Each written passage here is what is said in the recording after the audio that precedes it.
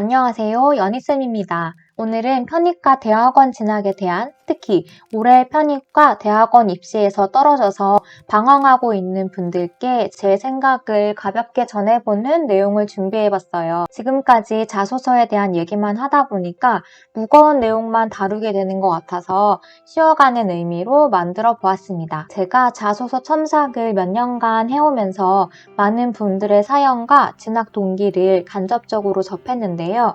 이런 글들을 통해서 생각하게 된 진로나 인생 목표 등에 대해서 말해보겠습니다. 준비했던 시험에 떨어지고 나니 한 해를 어떻게 살아가야 할지 막막하신 분들이 많을 거예요. 주변 친구들은 다들 제 갈 길 잘 가고 있는데 나만 학교에 또는 직장에 적응을 못하고 있는 것 같아서 자존감도 많이 떨어집니다.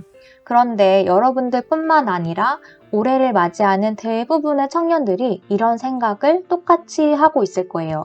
편입학은 특히 경쟁률이 어마어마한데 그 중에 한두 명 정도만 합격을 누리는 거잖아요. 나머지 학생들은 고민이 연속되는 상황을 겪고 있는 거예요.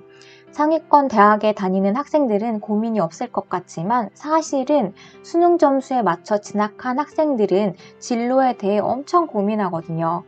또 전공 수업이 찰떡처럼 나한테 딱 맞다 하는 대학생은 거의 없어요. 아마도 모든 대학생들이 한 번은 편입을 생각할 거예요. 조금 늦게 방황하는 사람들도 많아요. 취직을 했어도 공부가 부족하다고 느끼거나 또는 여러 가지 이유로 이직을 고려하게 되기도 해요. 대학원 진학을 통해서 전공을 바꿔서 새로운 일을 하고 싶어하는 분들도 정말 많아요. 그래서 제가 하고 싶은 말은 이 고민과 방황의 시간이 여러분들만의 것은 아니라는 거예요. 사소하다거나 별거 아니다 라는 의미가 절대 아니고요. 나만 이렇게 갈피를 못 잡나? 라고 생각하면 좀 억울한데 그건 아니라는 걸 말씀드리고 싶은 거예요. 자소서를 보다 보면 30, 40대에도 진로를 고민하는 분들이 정말 많아요.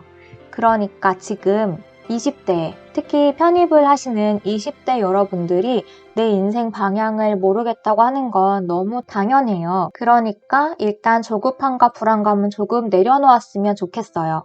힘들어하는 내 자신을 좀 더 이해해주고 인정해주고 충분히 방황할 수 있도록 기다려주세요. 이제 지난해의 실패를 인정하고 올해 새로운 도전을 다시 꿈꾸는 분들이 생각해보면 좋을 몇 가지를 말씀해 드릴게요. 학과 선택이 아직도 헷갈리거나 내가 선택한 학교에 모두 떨어졌다면 그 전공이 나한테 정말 맞는 것인지, 그리고 내 실력으로 그 학교를 갈 수 있을 것인지 현실적으로 생각해 봐야 돼요. 깊이 잘 생각해보면 사실은 내가 원하는 학과가 그게 아니었다는 것을 알게 되거나 내가 꼭 상위권 대학을 갈 필요가 없었다는 걸 깨닫게 되기도 하거든요. 그래서 학과를 고를 때는 학교 레벨을 높이려는 욕심을 조금만 내려놓고 좀 더 긴 시각으로 미래의 커리어 목표를 설정하는 게 정말 중요해요. 대학원도 마찬가지인데요. 일단 먼저 편입학에 대해 이야기해 볼게요. 스스로한테 이렇게 질문하면서 생각을 정리해 보세요. 내가 하고 싶은 일, 내가 사회에 기여하고 싶은 분야는 어디일까? 일기를 쓰는 사람이라면 지금까지 쓴 일기를 읽어보면서 나를 객관적으로 들여다보는 것도 좋아요. 예를 들어 내가 고려대학교 국어교육과에 가고 싶다고 해볼게요. 꿈은 국어 선생님이 되는 거예요. 이때 이 학생의 하고 싶은 일은 무엇일까요? 학생들에게 국어를 가르치는 것이에요. 국어 선생님이 되는 것과 국어를 가르치는 일을 하는 것의 차이는 정말 커요. 한번 생각해 보세요. 만약 고려대 국어교육과를 졸업하고 임용고시를 본 후에 공립학교 국어 선생님이 되는 것만을 목표로 세운 사람이 편입에 실패하면 어떨까요? 더 이상 갈 길이 없다고 생각하게 돼요. 그런데 하고 싶은 일에 초점을 둔 사람은 다른 방법으로도 국어를 가르치는 일을 할 수 있어요. 과외를 하거나 학원에 취직하거나 프리랜서로 활동하는 등 다양한 방법으로 꿈을 이룰 수 있고 충분히 만족감을 느끼며 인생을 살 수 있습니다. 물론 국가공무원인 공립학교 교사가 되면 더 안정적으로 살게 될 수는 있어요. 그렇지만 좋아 보이는 것에도 분명 단점은 있습니다. 교직 사회가 답답할 수도 있고 월급이 적어서 불만스러울 수도 있어요. 학원 강사가 된다고 해서 무조건 불안정하고 나쁘기만 한 것도 아니에요. 유명 강사가 되면 대기업만큼의 높은 연봉을 보장받기도 하고 오히려 학생들과 더욱 친밀하게 소통할 수도 있어요. 학교에 대해서만 얘기를 하자면 임용고시 합격해서 교사가 되면 되니까 꼭 고려대학교를 갈 필요가 없기도 해요. 서울연고대를 가면 좋지만 다른 대학교를 가도 교사가 되는 데는 문제가 되지 않으니까요. 그러니까 너무 좁은 직업적 목표를 가지고 학교와 학과를 한정짓지 않았으면 좋겠어요. 꿈을 포기하라는 말이 아니고 내가 가고 싶은 상위권 대학에 떨어졌다고 해서 내 꿈이 영영 사라지는 건 아니라는 걸 말하고 싶어요.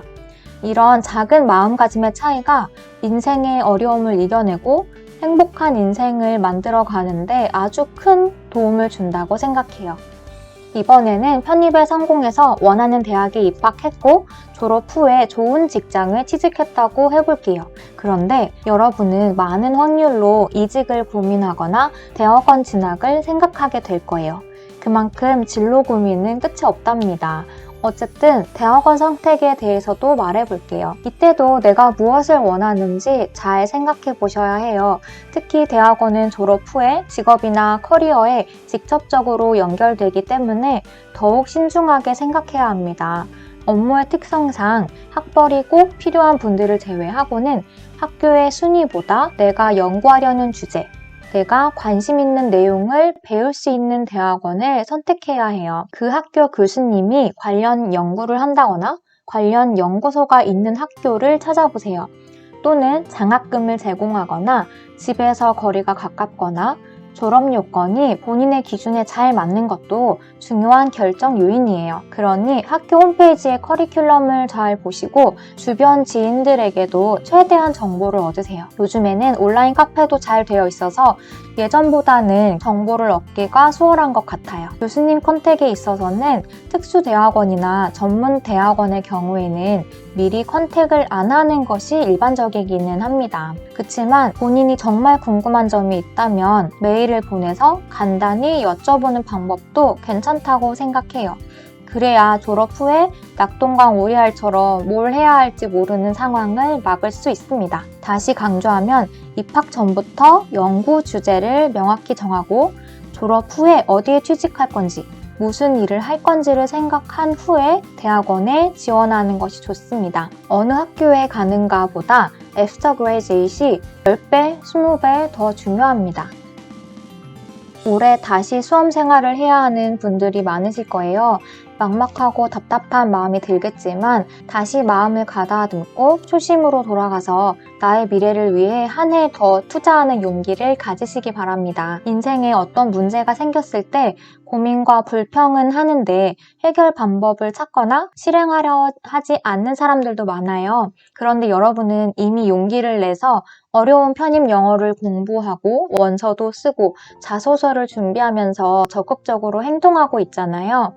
그것만으로도 이미 그렇지 않은 사람들과 인생을 대하는 태도가 다르다고 생각해요. 삶에 대한 의욕과 애정이 아주 많고 자기계발 의지가 대단하다는 거거든요. 그리고 이런 성향이 1년, 2년, 10년 후에도 계속되면 앞으로 자기 분야에서 성공할 가능성이 매우 높다고 생각해요. 또 직장과 병행하면서 대학원을 지원하신 분들도 열정이 많으신데요. 지금은 동료에 비해서 유난히 내가 방황하나 하는 생각도 들고 학비만 더 쓰는 게 아닐까? 고생만 하는 거 아닌가? 하는 생각이 드실 수도 있지만 저는 그 고민과 노력이 나중에 분명히 빛을 발하는 날이 올 거라고 생각해요. 변하고자 노력하는 성향은 쉽게 변하지 않는 개인의 성격적인 부분이기 때문에 앞으로 어떤 상황에서도 더 나은 방향을 계속 찾으면서 성장하실 거예요. 저의 생각이 여러분의 방황과 결정의 기로에서 조금이나마 도움이 되었으면 좋겠습니다. 지금 한창 편입학 1차 발표가 끝나고 2차가 진행되고 있을 시기인데 합격한 분들은 끝까지 침착한 마음으로 준비하시고 또 불합격한 분들은 너무 좌절하지 마시길 바래요. 특히 보석 같은 나이인 대학생 여러분들, 시험에 떨어졌다고 해서 모든 게 끝난 것은 절대 아니라는 것을 꼭 기억하셨으면 좋겠습니다. 자소서 첨삭과 면접 코칭을 하면서 다양한 분야에서 최선을 다해 커리어를 쌓는 분들, 이직하시려는 분들을 만나면서 오히려 제가 삶에 대한 태도를 배우고 있어요. 인생을 열심히 살려고 노력하시는 분들을 비록 온라인이지만 글을 통해 만날 수 있다는 것도 좋은 인연이라고 생각하고 감사한 마음을 갖게 되는 것 같아요. 그래서 더 마음을 다해 도와드리고자 다짐을 하곤 합니다. 저한테 그런 인생에 대한 영감을 주시는 멋진 여러분들이니까 자신감을 잃지 마시고 잠시 숨고르기를 하신 후에 다시 도전할 수 있기를 바래요.